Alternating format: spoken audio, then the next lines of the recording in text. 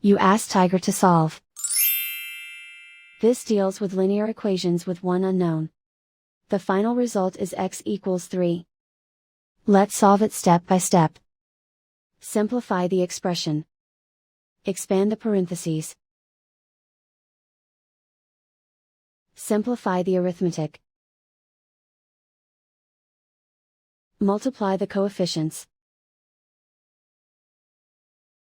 Expand the parentheses.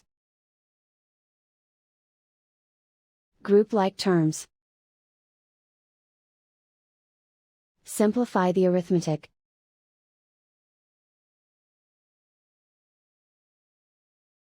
Group all constants on the right side of the equation.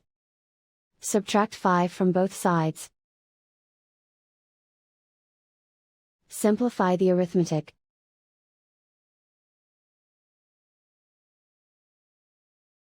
Convert the x into a positive number. Multiply both sides by -1.